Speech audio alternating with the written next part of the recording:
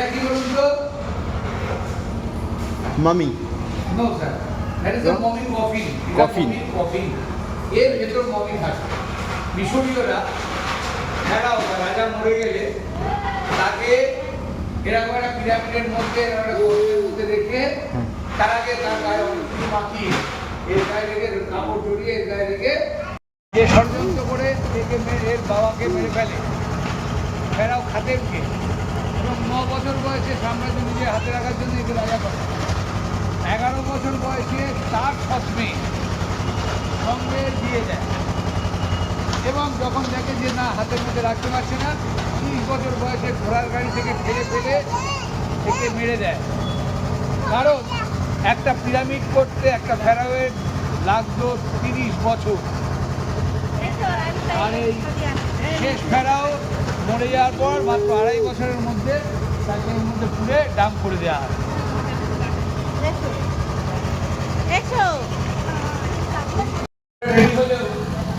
1922 সালে ইংরেজ প্রত্নতত্ত্ববিদ Howard Carter এই জায়গায় 1922 সাল, আজ থেকে 100 বছর আগে এই ঘরটা ঘুরে পড়ে। এই ঘরটা পাওয়া যায় অনেকগুলো ঈগল আর চিলে মমি, এবং এই ভাঙা থামগুলো এতে লিখে বোঝা যায় যে এটাই তুতানখামেনের সেই হারিয়ে যাওয়া সমাধির ঘর। এখানে একটা দরজা ছিল, ভেঙে ফেলে দেওয়া হাওয়ার্ড কার্টার ভেঙে ফেলে ডিনামাইট ছিল। তারপরে দেখা যায় যে বলছিলাম কবরের মধ্যে জায়গা থাকে সব দরকারি দেখা যায়, এর ভেতরে ঢুকে সব পরপর বড় বড় মগ বা জগ, এতে সব মদ থাকতো, মদ। কারণ এন্টারটেনমেন্ট ফর ফেরাও। আর এই দরজাটা মিশরীয়রা বলে অনেক দরজা বা অনেক পাথর এখানে নাকি পৃথিবীর না, পৃথিবীর বাইরে থেকে আনা। এই দরজাটা এখনো অভিনব, এটা এখনো ভাঙা যায়নি, ডিনামাইট চার্জ করে ভাঙা যায়নি, সম্ভবত গোপর বা অর্জুন চালালেও ভাঙা যাবে না। আর এই হচ্ছে নেফারতিতি, ইনি সৎ মা ছিলেন শেষ ফেরাওয়ের। সেই সঙ্গে সঙ্গে যে ব্ল্যাক ম্যাজিক শুনি না আমরা, ব্ল্যাক ম্যাজিক বা তন্ত্রবিদ্যার ইনি প্রতিষ্ঠাতা, কালা জাদু। আর এই হচ্ছে ওনার সঙ্গী ছিল, আমরা মমির যে বইগুলো দেখি, ফিকশনগুলো দেখেছি, সেই পাথরের সৈন্য যারা জীবিত হয়ে ওঠে মেরে ফেলে সবাইকে। এই ঘরটা তুতানখামেনের সমাধির প্রথম ঘর। প্রথমে ওই দুটো কফিনে চোখ যায়, এই দুটো কফিন আর কারণ না, মানে রাজা যতই ভালো হোক নিষ্ঠুরতা তাকে ছাড়ে না। এই দুজন, একজন পাচক বা রান্নি, আরেকজন ভৃত্য বা কাজের লোক। রাজা মরে গেছে, সে বেঁচে উঠলে তো এদের লাগবে, তাই এদের জীবিত অবস্থায় মানে হত্যা করে তারপর তাদের মমিমানি এখানে রেখে দেওয়া হয়। এইগুলো বসার চেয়ার, মিশরীয়দের বসার চেয়ার, তাদের চেহারা কিরকম ছিল একটু আইডিয়া করতে পারবে, অনেক বড় বড়। আর এই নৌকাগুলো পাওয়া যায় ওনার ঘরে, কারণ মিশরে তো একটাই নদী, নীল নদ। তবুও তুতানখামেন চিন্তা করেছিল যে পর্তুগাল থেকে 10,000 মানুষকে নিয়ে এসে তাদের নৌবিদ্যায় ওরা পারদর্শী ছিল, একটা নৌবাহিনী করে তুলেছিল। কারণ নীল নদ যার দখলে, মিশরও তার দখলে। সমরাস্ত্রের মধ্যে দুটো সোনার তীর ধনুক পাওয়া যায়, একটা বেসিন পাওয়া যায়, সোনার বেসিন, আমরা যাতে মুখ ধুই, 3,350 বছর আগে।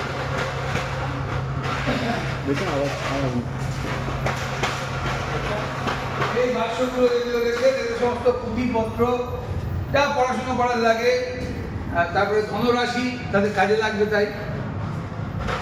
আর এই হচ্ছে আনুবিস। আনুবিস মিন্স হিন্দুদের আছে যমরাজ, মুসলিমদের আজরাইল বা ইসরায়েল। আর মিশরীয়দের আনুবিস হচ্ছে আত্মার পাহারাদার। বলা হয় এই সোনার বাক্সটার মধ্যে তুতানখামেন আছে, ওনার আত্মা, তাই আনুবিস স্বয়ং পাহারা দিচ্ছে। এইগুলো পাওয়া যায় শুকনো খাবার এবং শরবত, এবং জাস্ট ইন্টারেস্টিং রুয়াবজা খেয়েছেন আপনারা, এখন আধুনিক রুয়াবজা, সেই রুয়াবজা স্বাদ পাওয়া যায় তখন। মাইন্ড ইট, মিশর কিন্তু ফুলের জায়গা না, বালু জায়গা। সেখানেও মানে ওরা এতটাই ছিল, তখন ওরা রেডি করতে পেরেছিল ফ্লেভার। এই শিয়াল দেবতা বলি আমরা, গোল্ডেন কালার, ইনি হচ্ছেন আনুবিসের ভাই, এর নাম ওসিরিস। এ যদি মৃত্যুর হয়, এ কিন্তু শুভারম্ভ বা গুড বিগিনিং, সুন্দর, মানে আমরা বলি না সব শুভারম্ভ হয়েছে, খুব সুন্দর হয়েছে সেরকম। এই ঘরটায় মমি তৈরি হচ্ছে, এই যে লোকগুলো কাজ করছে মন্দির মস্তক, এদের কান্নু বা কুন্নু বলে ডাকা হয়। এরা বডিকে প্রিজার্ভ করে জল শূন্য করে বডিটাকে। রাজা মরে গেলে তাকে শুয়ে তার বিভিন্ন ভেন কেটে দেয় এবং জল শূন্য কি করে আপনার বুঝতে পারবেন দিদি, সয়াবিন রান্না করেন তো, সয়াবিনের টুকরোটা বার করে জলে না ভিজিয়ে রেখে দিলে কোনদিন পচবে, আর জলে ভিজিয়ে রাখলে তাহলে জল পচায়, সেই জলটাকে আউট করা হয় দেহ থেকে বিভিন্ন জড়িবুটি মাখিয়ে কিছু কিছু জায়গা কেটে দিয়ে। কিন্তু এখানে মাত্র 2 বছর সময় লাগে, মাত্র 40 ভাগ জল শুকনো হয়, 60 ভাগ জল থাকে, যার জন্যে নেফার্তিতে 2.5 বছরের মধ্যে এনাকে দাম করেছিলেন বলে এই ভদ্রলোকের এই অবস্থা। হাত খুলে গেছে,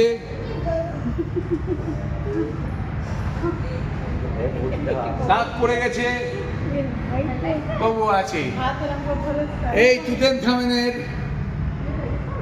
মৃতদেহ, যেটা পা ভাঙা, হাত ভাঙা, পাঁজর ভাঙা অবস্থায় পাওয়া যায়, এবং 2.5 বছরের মধ্যে দাম করা হয়েছে বলে উনি মমি হতে পারেননি, কঙ্কাল হয়ে গেছে। আর এই হচ্ছে কবরখানা, খোলসখানে সাবধান, এরা কিন্তু সবাই মৃত মানুষ, সব করে হাত বাড়ি। আর এটা হচ্ছে এখানে উনি একটা নস্টালজিক হয়েছে, ফিলোসফার হয়েছে। উনি সামনে আনুবিসকে রেখেছেন, নিজের কিশোর বেলার একটা রিপ্লিকা রেখেছেন, সেটাকে মারা হচ্ছে। মানে উনি ছোটবেলার থেকেই মার অভিনয় ছিলেন, আপনারা জানেন, শুনেছেন।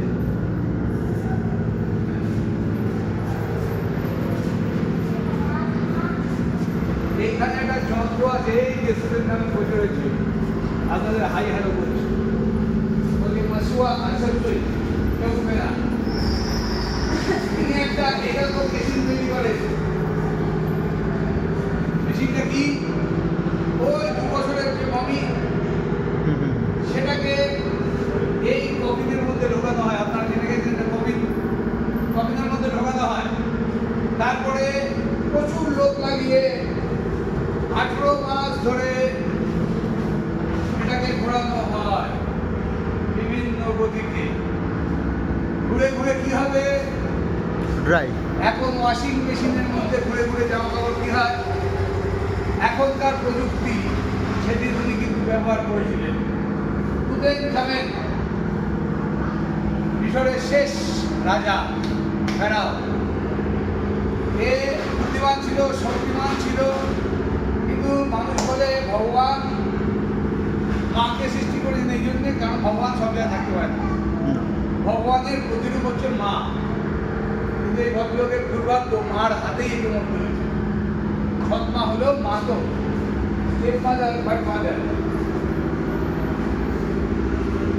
এই 2 বছর 18 মাস, কত হলো? 3.5 বছর, 3.5 বছর, লাস্ট 6 মাস এইরকম ভাবে ফেলে রাখা হয়।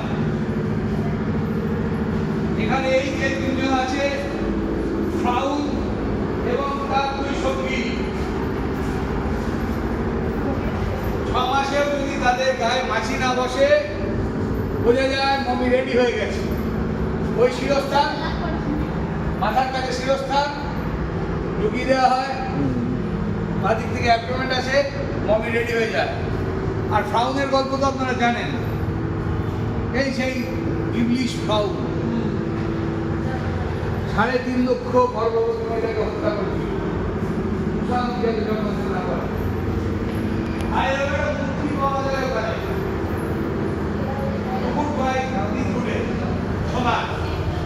তার থেকে বোঝা যায় ভারতীয় কোনো রাজার সঙ্গে তুলনায় ভালো একটা সম্পর্ক ছিল এবং এই গিফট আদান প্রদান হতো। সম্ভবত চন্দ্রগুপ্ত মৌর্যের সময়ের কথা এটা, তার সঙ্গেই হয়ে থাকবে। That's it. আরও বাইরেটা বুঝিয়ে দিই, বাইরেটা চলে আসুন।